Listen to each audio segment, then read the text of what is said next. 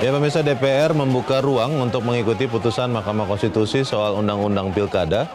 Opsi ini dapat diambil jika DPR gagal menggelar rapat paripurna untuk mengesahkan revisi Undang-Undang Pilkada, bentukan DPR hingga batas akhir pendaftaran calon kepala daerah ke KPU pada 27 hingga 29 Agustus 2024. Apakah DPR benar akan mengikuti putusan MK?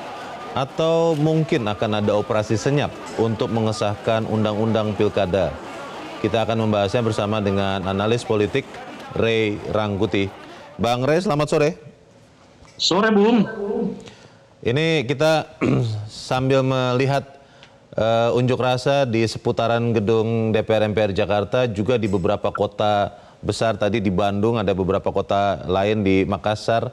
Bung Ray, kalau tadi mendengar pernyataan dari Kepala Kantor Komunikasi Presiden Hasan Nasbi mengatakan pemerintah bersikap sama dengan DPR, yaitu kalau hingga tanggal 27 Agustus itu mulai pendaftaran calon kepala daerah ke KPU, tidak ada pengesahan rancangan Undang-Undang Pilkada, maka yang berlaku adalah yang diputuskan oleh MK. Demikian kata Hasan Nasbi. Kalau Anda melihat itu, bisa kita lihat akan seperti itu, atau ada kemungkinan memang paripurna DPR akan diupayakan begitu rupa, Bang Ray? Iya, tentu saja pernyataan Hasan Nasbi itu totalnya tidak ada yang salah. Kalau tidak ada undang-undang yang baru terkait dengan pilkada, ya otomatis merujuk kepada undang-undang yang ada ditambah dengan revisi Mahkamah Konstitusi itu udah otomatis gitu. Jadi nggak usah disampaikan pun ya hukumnya kan begitu. Nah, persoalannya seperti yang Anda tanyakan yang kedua, apakah mungkin di antara waktu tanggal 23 sampai 26 ke depan akan ada perubahan?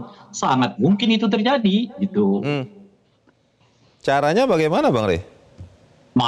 Jangan tanya cara di era yang sekarang.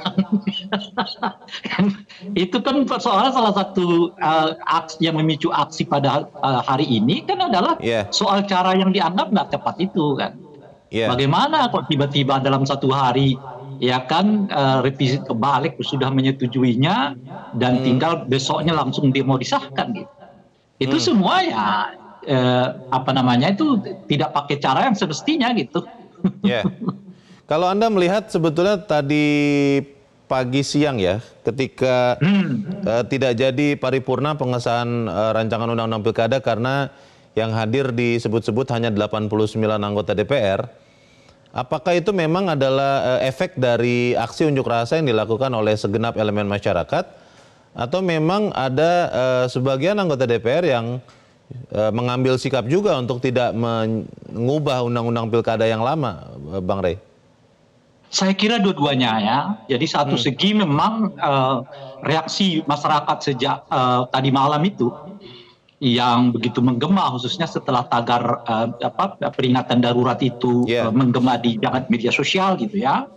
Itu mengakibatkan kalkulasi mereka agak berbalik gitu. Agak agak tidak seperti yang mereka bayangkan. Mungkin dalam bayangan mereka ini masih reaksi seperti terjadi pada putusan MK yang lalu gitu. Jadi orangnya masih bisa dipetakan lah, masih bisa dilokalisir, tinggal nanti timpe dengan buzzer-buzzer gitu, mungkin itu akan selesai gitu.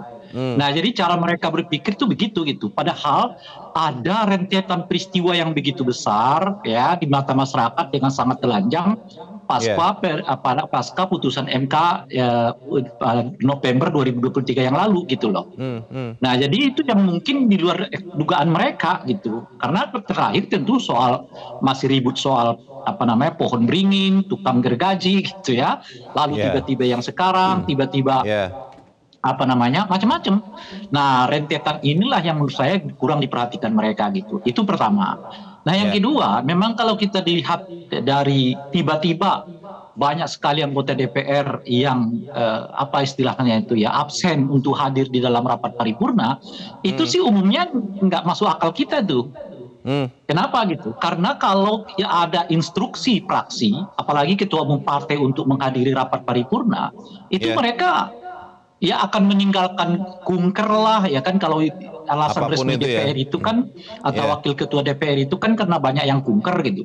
Itu Iya. kan soal nyari tiket aja tuh cepat banget tuh akan kembali ke Jakarta dan nggak butuh semua orang harus hadir di Jakarta gitu. Artinya kalau koalisi Kim aja mewajibkan seluruh anggota fraksi mereka hadir, udah Iya. lebih dari cukup gitu ya. Iya. Karena mereka kan punya sampai 8 fraksi kan di DPR itu.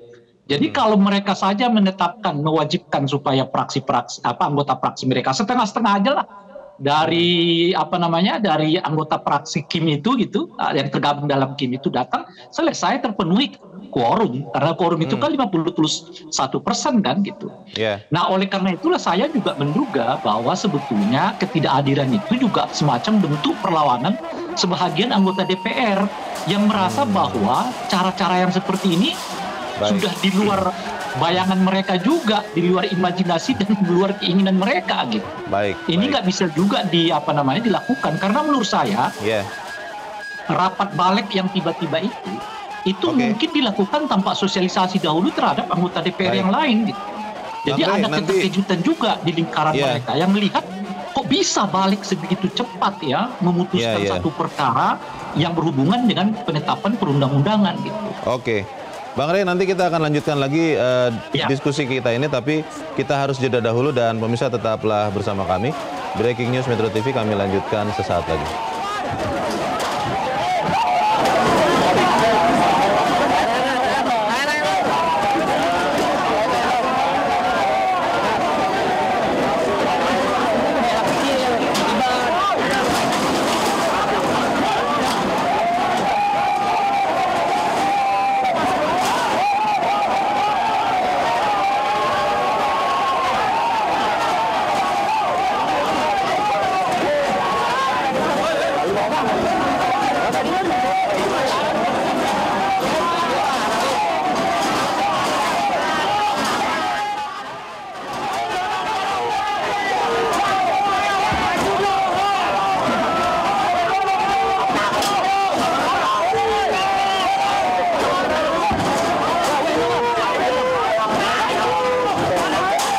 Jelajahi cara baru mendapatkan informasi. Download Metro TV Extend sekarang.